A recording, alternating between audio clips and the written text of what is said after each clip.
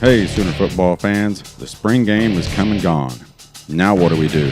No football until September 1st. On this episode, me and Rob take to Twitter and to Facebook, and we give our responses to your responses of our question of what did you think about the spring game? From everything from the quarterbacks to the format to the defense. And we get into some pretty good defensive talk. Boomer. Hey, Sooner football fans. This is the Sooner Football Fans podcast. You got Terry and Rob. Boomer Rob. Boomer Terry. And Caleb's still missing in action. May join us here in a little bit. But bad weather spring game. Felt nothing like spring, as you all know. But we kicked out on Twitter and on Facebook on Saturday evening or Sunday. Well, actually, it was Sunday morning. Wanted to know your thoughts on the spring game. Which quarterback stood out? How do you think the defense looked? And anything that you see that we didn't, which was probably quite a bit. I was there chaperoning and watching as much as I could, and I watched a little bit of the replay, and Rob was nice and warm in my office, providing all of us with hot chocolate, which they did not run out of, thank goodness. But we threw it out on Twitter, and basically it's pretty simple. What we're going to go through here is just go through some of the responses, and I want to preface it by saying, and me and Rob, I think we'll probably get into a little bit more of our views of the game a little bit later on, but a lot of people put out there, so we won't have to comment on all of them, that it was vanilla. Well, we knew it was going to be, didn't we? We said that. It's vanilla. They pretty much ran basic offense, basic defense. I have no problem with anybody saying it was vanilla. But, and I really don't have a problem with somebody saying they weren't, it wasn't 100%.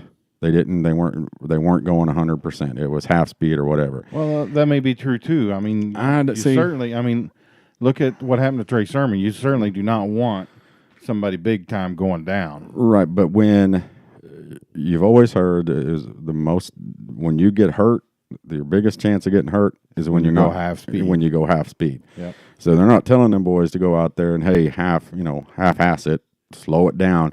I think that was known that, and they're trying to earn a spot. We know that the spring game was an exhibition for us. Well, here's the thing: when you talk about guys with high competitive spirits, half speed is not in their vocabulary. Right. I mean, they're going full. I think they were probably going full bore, but I think they were probably going smart about it. Right. And you could see on the, they blitz Bookie quite a bit. And that boy has some wheels from back deep all the way to the line, but you could see him. It was pulling up, and it wasn't in his DNA to pull up, but he did. That OU DNA right there. Right. But I think everybody out there, they're still working to earn spots. Yeah, the inter-squad scrimmages that we don't see are probably 1,000 times more competitive than what we saw. And I don't think it lent itself to what, not that we were expecting. Yeah, I think it was everything that I did expect. Vanilla, good football. And when we get into the tweets, the only people that I had an issue with when they started their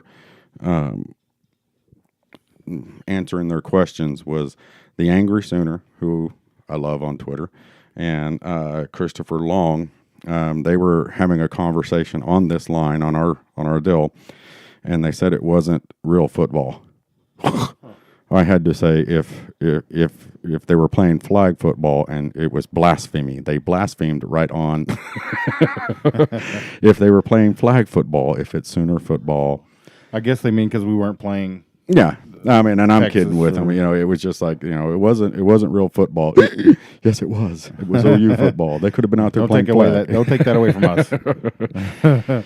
But we did have a whole lot of really good responses that we want to share with everybody and just kind of give our opinions on it. Do you want to start, Rob, or you want me to? Yeah, I will. Because I didn't really get to see a lot of the game. I watched some highlights and just tried to read what I could of a lot of different people's opinion. And I think the thing that has stood out to me so far is that Austin Kendall is quite a bit more mobile than we had originally anticipated.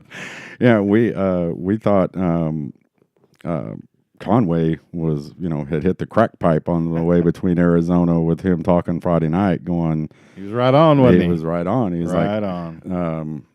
Watch it, and he first rattle out of the box, first play, darted down the field, on his own read. So I didn't get to see that one, but. Yeah.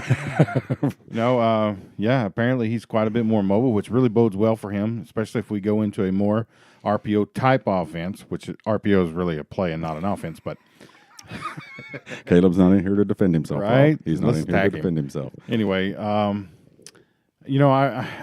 still think Kyler's going to be the guy, but I think Austin Kendall is obviously making his presence known. Yeah, and I don't, I would have said a month ago, and probably Friday night, I was like, it's Kyler's. I wanted Austin, to light it up. Like I kept saying, but watching him, he was poised. They both really were. Kyler was. I don't think he was as accurate, but I don't think that's his fault. Because he's two sports. Win, yeah. Well, I mean, he's playing two sports. He's not giving it, 100% of his time. So here's the thing on Kyler, though. He was the number one recruit coming out of high school. Yeah. At quarterback. I think maybe even overall number one. Yeah, I think he was. He's not going to be on the bench. No. So, I don't know. That's going to be a tough decision, I think, because if Austin Kendall, like I said for a month now, Austin Kendall's going to have to be a whole bunch better than Kyler, right, to get the nod, right. And does it come down to he's a whole bunch better at throwing, or a whole bunch better at reading defenses? What part does he have to be a whole bunch better at? Throwing the football, right? Because if you're a one-dimensional team, you're going to get stuffed. Yeah, even in the Big 12. But we're not going to be one-dimensional. Well, if Kyler can't throw the ball, we are. Yeah, well, that's true. But I don't think we're going to have an issue with either one of them being able to throw the ball. I don't either. I think Kyler's already shown that he's got the ability. Right. But I think it's going to be really interesting to, coming down to September 1st, what separates them. And I don't think it's going to be that Kyler can outrun him. It's going to be something like, and even Kyler, his efficiency this year throwing the ball, even, what little he did throw it, play was high. But there's going to be something, the intangible, that we don't see. It could come down to, who reads the defense better. Right. This is where we need to be in this set. And, it depends if Kyler, has better football IQ. Then he's got the other intangibles to go along with that. But if Austin Kendall can read the defense and Kyler is struggling, that's a pretty big factor. You got to be in the right play, And but we all got to remember, just like Coach Riley said at the end of the spring game, they were asking about did anybody separate themselves, and he wasn't judging that, But he wasn't going to answer it even if he was. But he reminded everybody that Baker Mayfield stunk it up last year in the spring game. So it matters, but it doesn't matter. It's really what he said. It matters, but you don't judge it off one day out there in front of the fans. But I think if Austin Kendall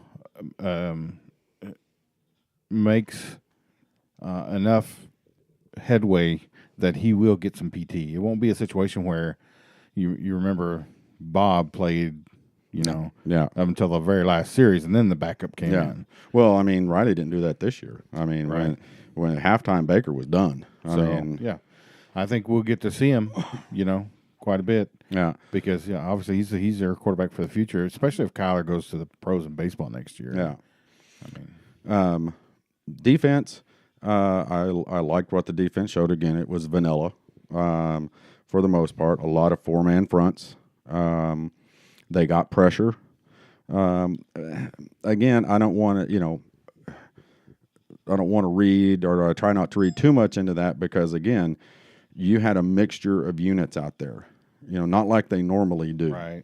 You didn't have all ones going against all twos. Yeah, or all ones on ones, and you had an offensive guard, a 1 offensive guard and a 3 offensive tackle. So they haven't worked well. That they haven't worked together, even though they have. You know what I'm saying? It's not that unit that gels. Well, So it'll be hard to get a read off of your starting defensive front based on that scrimmage. Right. The secondary, I thought played pretty good. Everybody has been talking about Bookie, and rightfully so, or maybe unrightfully so. Well, the highlights I got to see, he's impressive. there. Yeah, he's there, and there was several blitz packages with him, coming off of the edge, full bore, which is something we haven't seen a whole lot of, and Caleb and I were talking about it, and he watched it on TV, and he said it looked like those were reads that he was given the okay. If you see it, go for it. Sure. It wasn't a called play. It was like, hey, you're out here. Yeah, he's looking for offensive sets. Right, and you've got what you got behind you. If you decide to go. It didn't look like it was a lot of them were designed. So here's what I liked when I got to see. This is what I liked. Can you recall last year, several years in the past, whenever you want to think about it, that quarterbacks drop back and there's a wide receiver just wide open and no one's in a country mile of him? So even the passes that they completed, the secondary was there. Yeah, secondary was there. And the one that Bookie didn't even touch it, but he was right in front of Calcaterra, and it wound up hitting Calcaterra in the face and going to the ground. But but his hand was in, he disrupted the play, and that last year and 2 years ago we didn't have it. I mean, they were just wide open, and he could have caught the ball, spun it around, did a backflip before anybody got there. So yeah, so I mean, basically what the spring game did was just making us lick our chops to see what's going to happen next year. Now everybody is like, the big push to the spring game, and now it's like, oh, now we got to wait a whole bunch more times, but a whole lot longer time. But let's share some of these people on Facebook, and a lot of them, and I agree with. It was Larry Burgess on Facebook said, I absolutely love the format, the alumni, coaches, and teams. McCoy's guest MC at the beginning was awesome. Wish they would have kept him going through the game. Concert was great. Let's see, hit the little more button.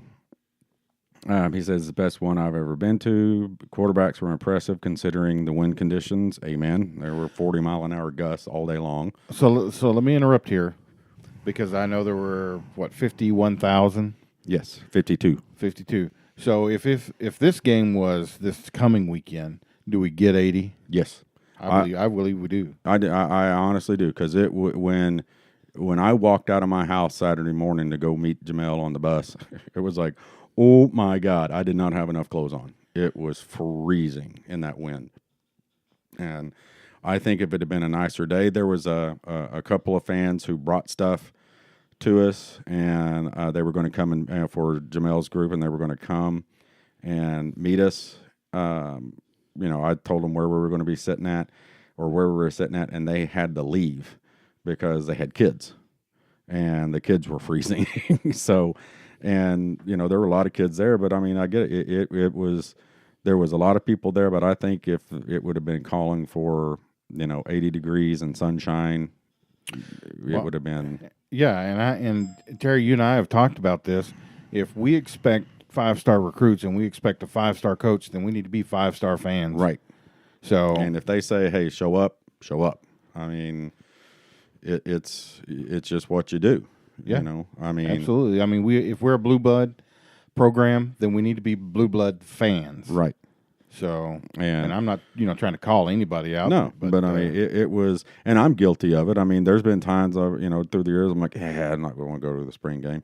I didn't go last year because Teresa, had surgery. I did go to the cell though and got some pretty cool stuff, but came back home, took care of her. So you got the important things. Yeah. But, I don't think it's too much to ask. I don't mind.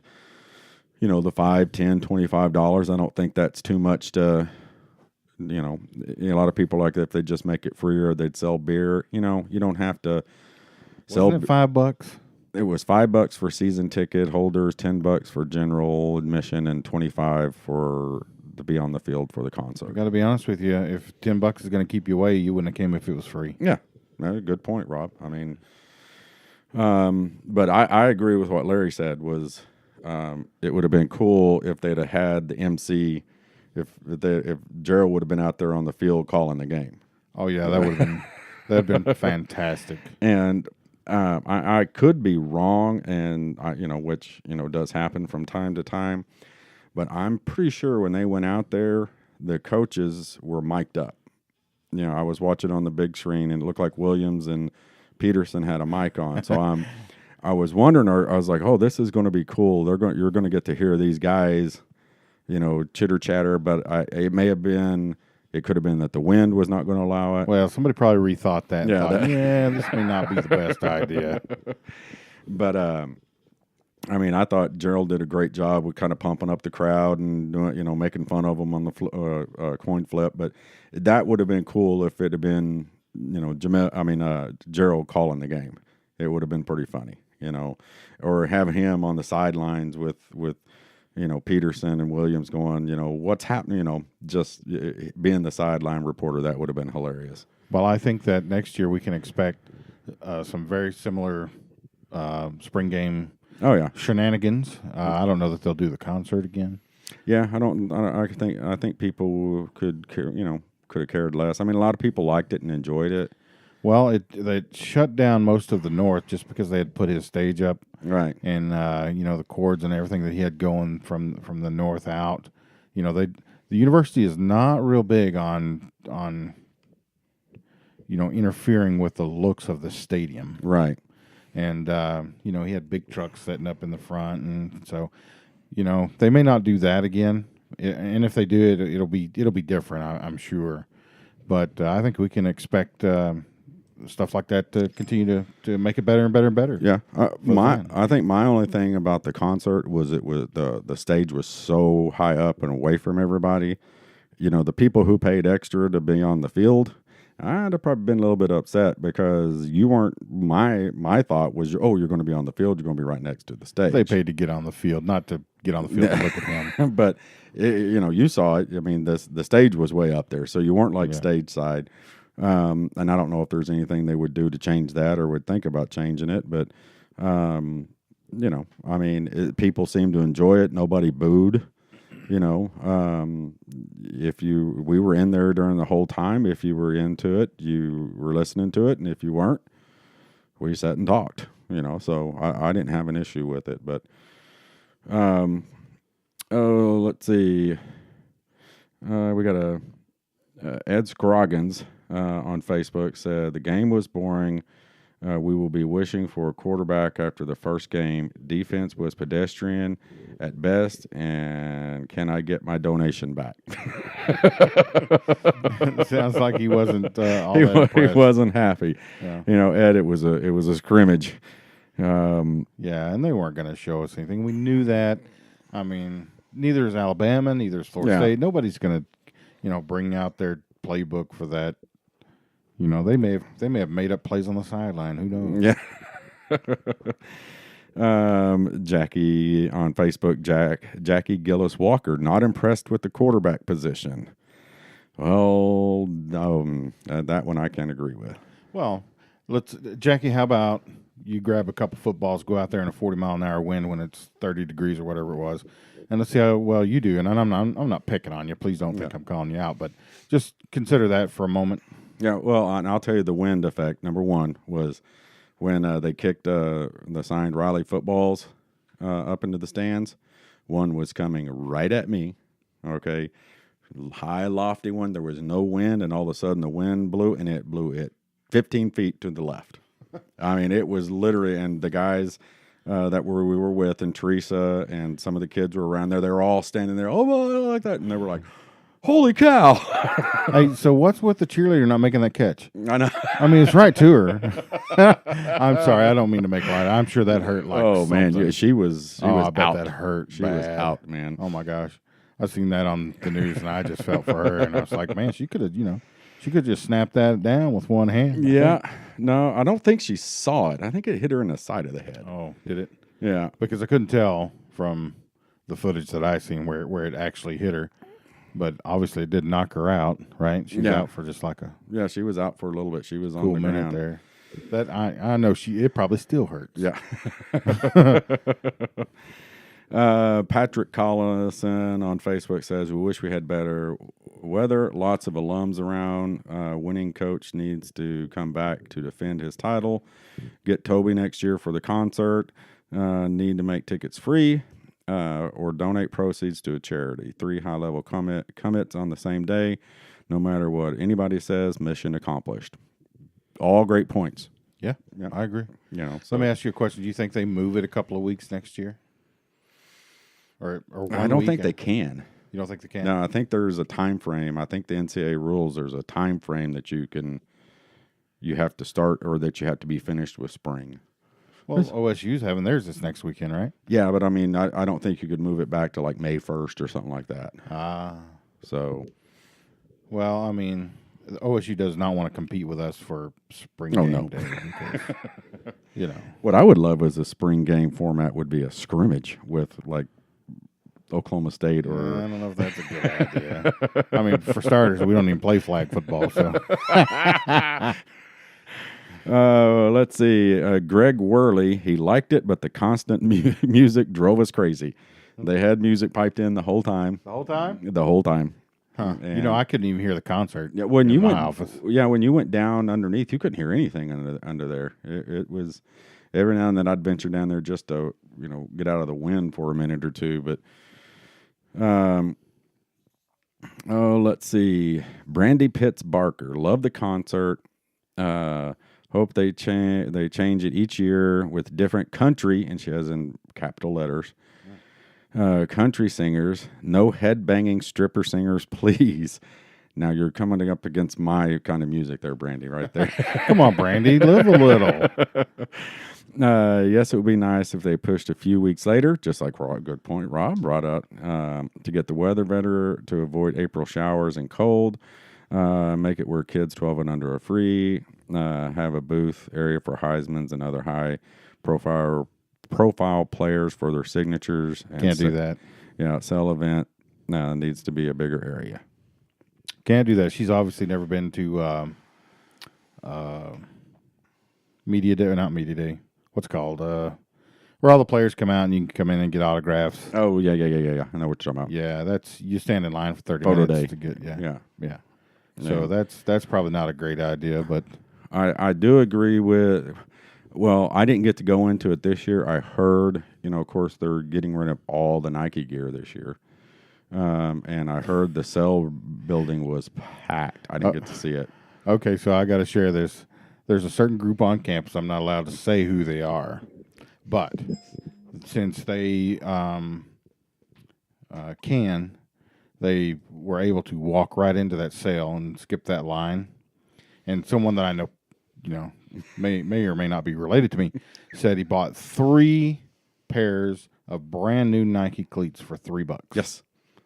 That is no lie. There were people that came up because Jamel was talking to people because Jamel was really wanting to go in there really bad. And there was like, how much do you pay for? They had a bag full of shoes. Uh-huh. I mean, boxes of Nike, like 4 or 5 bags, and they paid like $20. And they said, man, the place is packed full of all this stuff. So I asked him, I said, what use do you have for cleats? For 3 pair of cleats?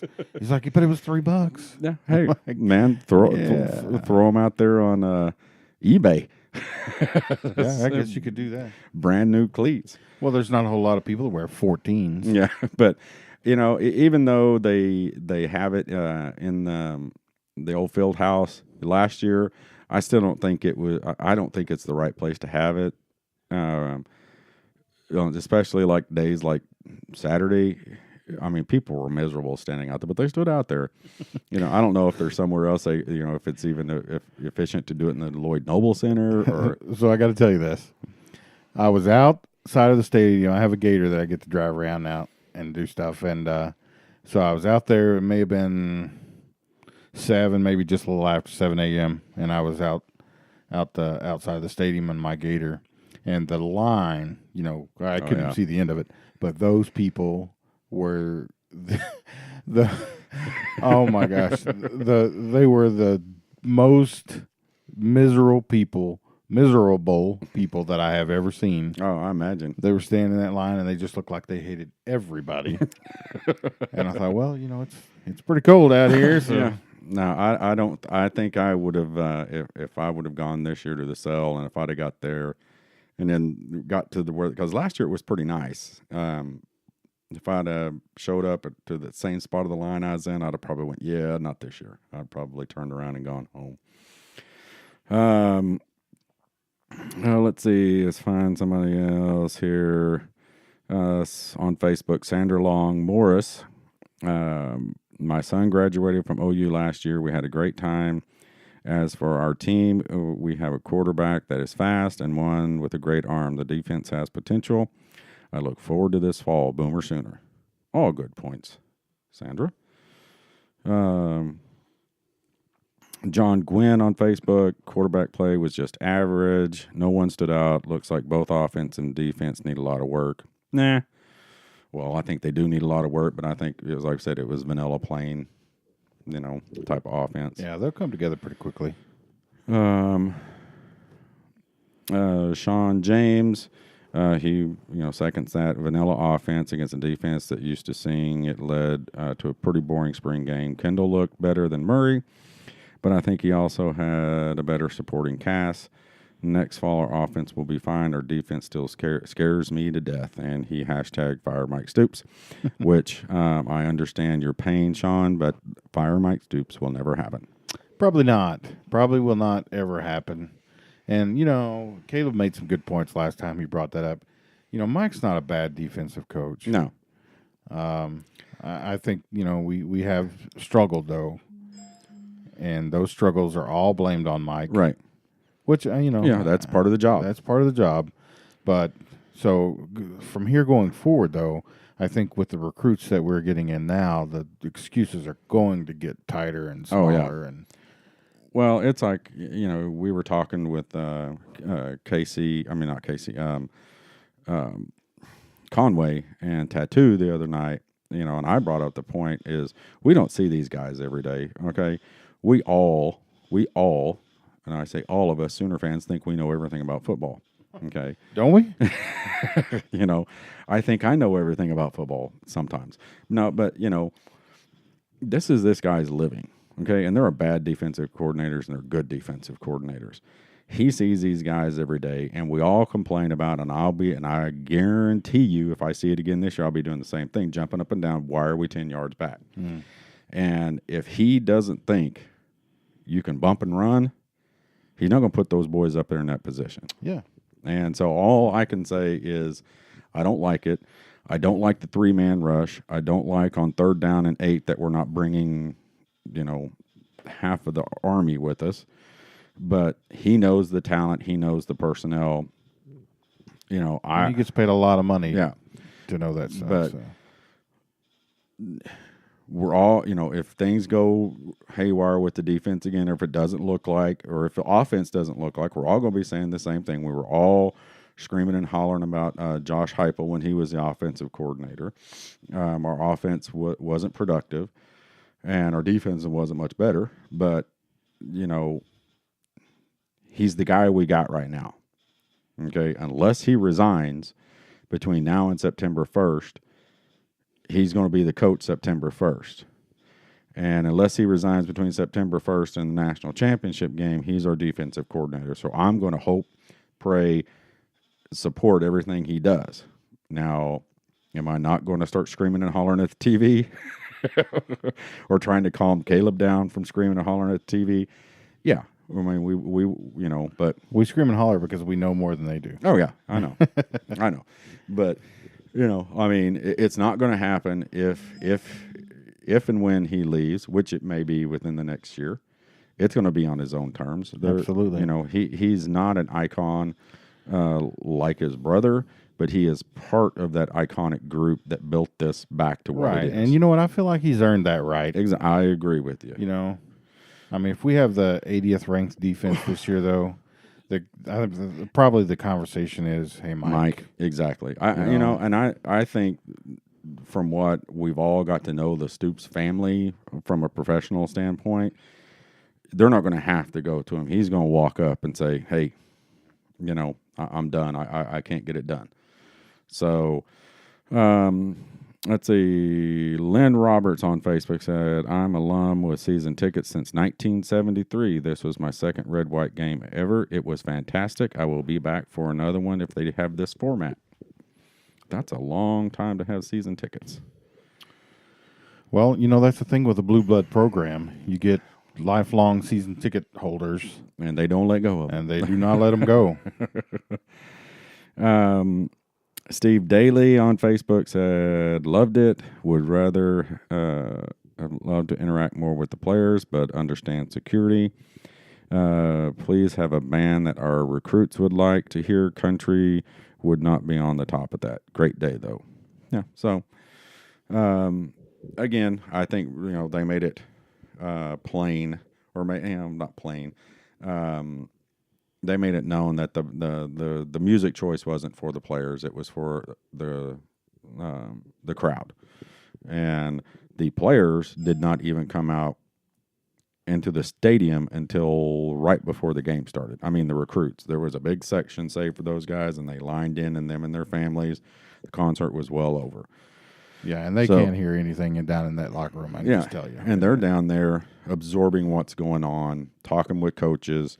Getting to experience, and that's why I kind of like this format or not kind of liked it. I liked it because you heard that there was jawing and you heard, this stuff. And then you got recruits standing there with your team, and Adrian Peterson comes up and gives a pep talk to the whole team, both teams, both squads. And Trent Williams comes up and gives a pep talk, and his deal was, we're sharpening iron with iron. Let's make each other better. That's also a scripture in the Bible, by the way. So just another quick little story about the recruits. So when I was outside the stadium, and this was probably closer to 8 o'clock, there was about 25, maybe 30 golf carts parked outside the Switzer Center. And I said, well, it's pretty safe to say that all the recruits are inside there now. So they get carted around on a golf cart? Yeah, they drove them around. Let's see here. Let's get on to Twitter some, because we have a whole bunch of Twitter followers, and if we don't treat them right, we don't want them to unfollow us. The Angry Sooner. This is one that we talked about earlier. Fundamentals were there, but you could tell no one was going full speed at any point. It felt as though the offense was doing things to let the defense look good. Lincoln probably wants fans to shut up, and this was his attempt, and he does smiley faces. If you've watched the Angry Sooner on Twitter at all, he does a lot of stuff like this. I don't think they weren't, it's more of a jab, more to, loosen things up. He will get angry with people, hence the name. But, I full speed, we already talked about that. Vanilla, yes. But plain Jane, is what we did. Thunder and Sooner 405 on Twitter said, I've seen a very dangerous offense spread apart on two teams with the vanilla play calling. Calcutta, I guess he means Calcaterra. I'm sure that was a spell check or little typo there. Autocorrect. We got you. Autocorrect. Calcaterra. We are certainly too deep at O-line. I think we see more smash mouth football. I truly believe we'll be able to do whatever they want. I agree with that. I mean, I think offensively we're going to be able to pretty much, if we decide to run the ball, we're going to be able to run it. If we decide to throw the ball, throw it. I don't think anybody has a problem believing that we're going to rule a Big 12, and I think make it back into the playoffs. Yeah. So, but, I don't know if anybody's really on board with, we're going to, not only are we going to make the playoffs, but we're going to rule those as well. Yeah. Yes, we are, Rob. I think if anything short of getting back to the playoffs, people are going to be upset. Well, especially if an Iowa State is the team that beats us to keep us out of it. So. Yeah, that would really be bad. I mean, our preseason schedule, although it's not, Ohio State, it's still no joke. Yeah, it's not a joke. It's we've got, like we said, 3 10-win teams coming in, and teams that are coached really well. Yes, that's the thing. And you can, talk. Army's going to come in here undersized, underspeed, and most people won't give them much of a chance, but I guarantee you that first quarter, it's not going to be a blowout. It's their bowl game. Right. I mean, even though they went to one last year, when a team like that comes into play, the Sooners, it's a bowl game for them. Yeah. Let's see. Angie Halsey on Twitter says, standouts were Calcaterra on offense, Bookie on defense. I thought Austin Kendall won the quarterback battle, more accurate passer, more mobile than I realized. She saw the same thing we did, Rob. But realistically, when a team is divided up, it's hard to tell. Sure glad everyone on that field chose OU. It's a good point. I like it. Aaron on Twitter says, I miss Baker, but we'll be okay. Defense look more athletic. Austin Kendall is my guy. Bookie is as advertised. Our young backups look like they belonged. A lot of work to do by September. Kyler Murray needs to play in some capacity, starter or not. Yeah. I mean, do you think if he doesn't win the quarterback job, he moves out to split end or I don't think so. No, I don't think so. And Garrett responds to Aaron, Kyler Murray is going to be the starter, my friend. No worries there. And then Aaron replies back, either is fine with me, just my preference. So, Dave Anderson 84 on Twitter says Austin Kendall looked better on Saturdays. Kyler Murray was sluggish. I'm sure Kyler will be starting though by September. And you do got to remember that Kyler Murray played a baseball game Friday night and a baseball game Sunday night. Yeah. So I'm sure he was a little bit sluggish. Yeah, he played one Saturday night too. Yeah. So, which we won Sunday, by the way. Yes, finally. I watched it. 6-0 finally.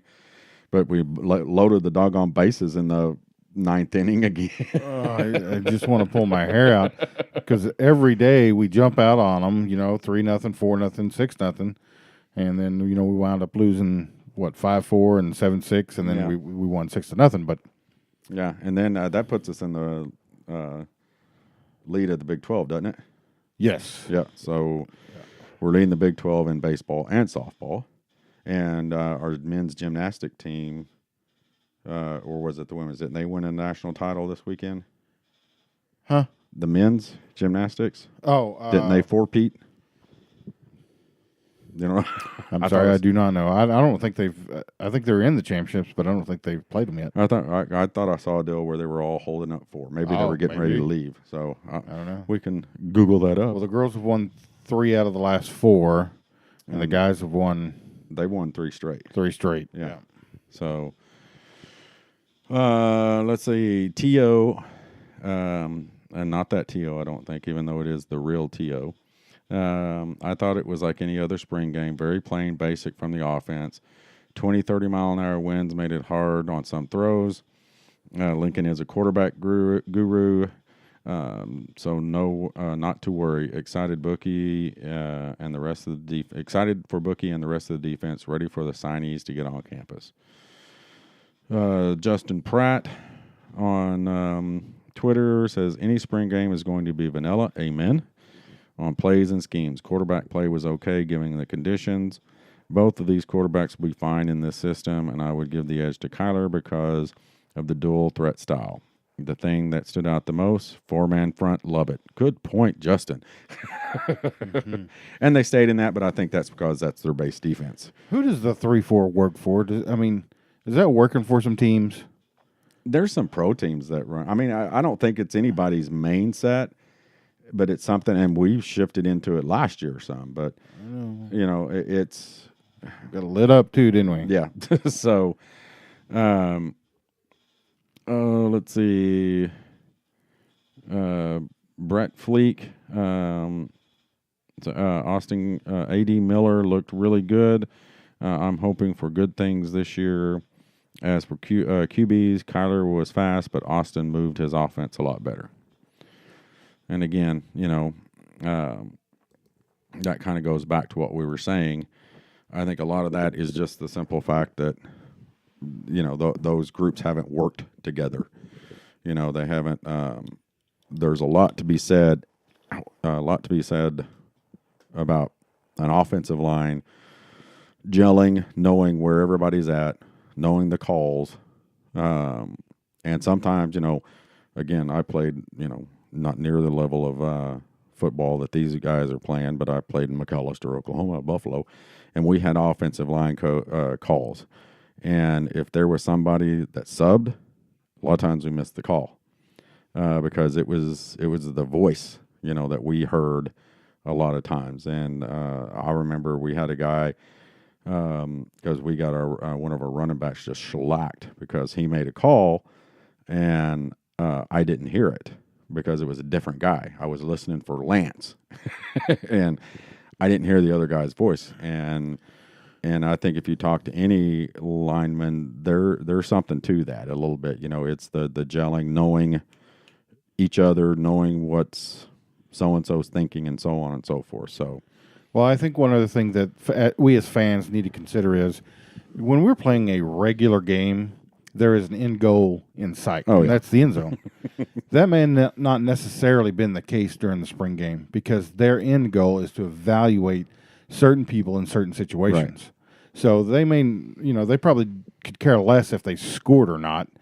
They were running plays so that they could see, does this particular lineman have the right footwork? Does this, right. Is he making the stutter step? Whatever it is. And that was probably predetermined before they came out there.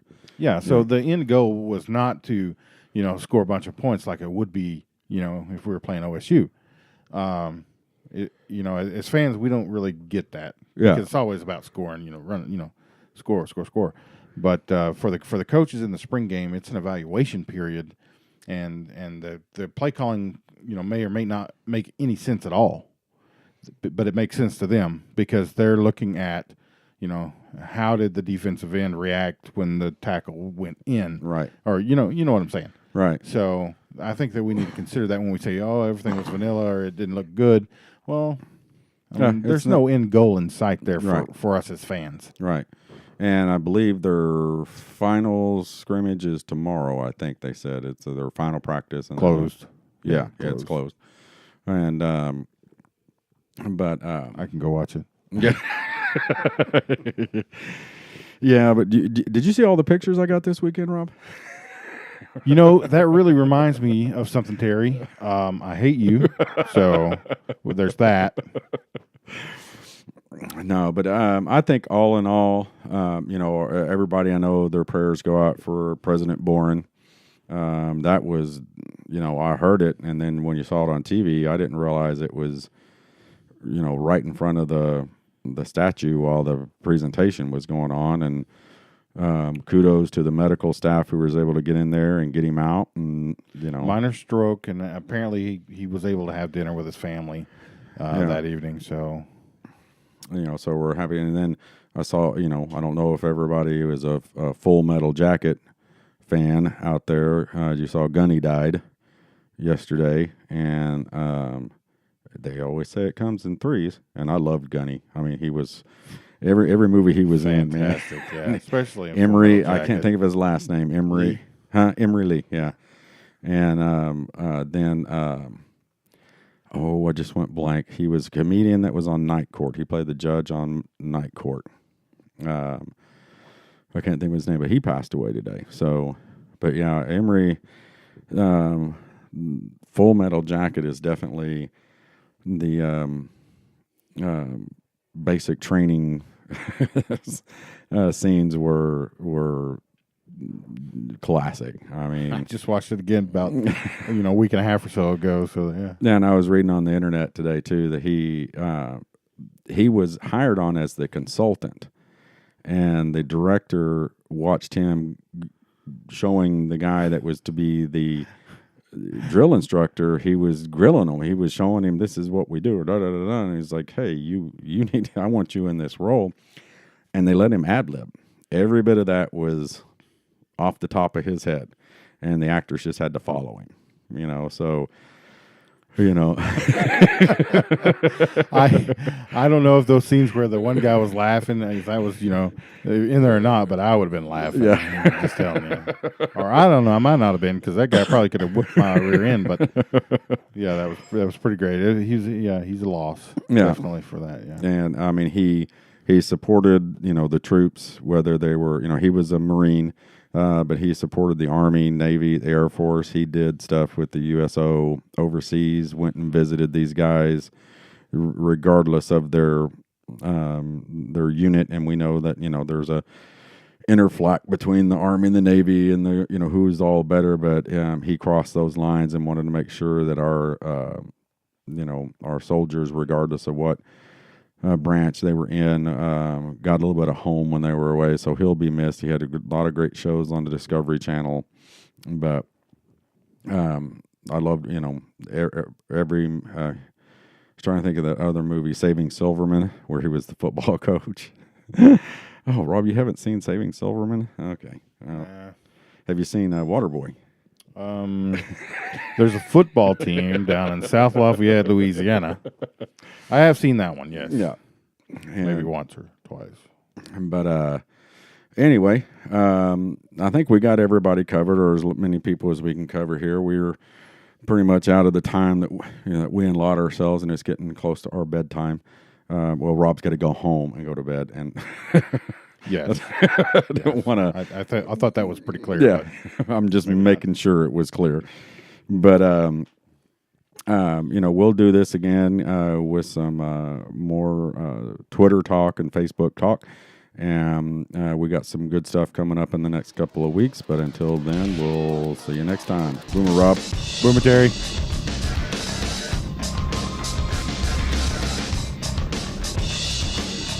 Remember, if you're a Sooner football fan and you want to be on the podcast, go to www.soonerfootballfans.com. Click on the How to Be on the Podcast tab. Fill out the questionnaire. It'll be turned in.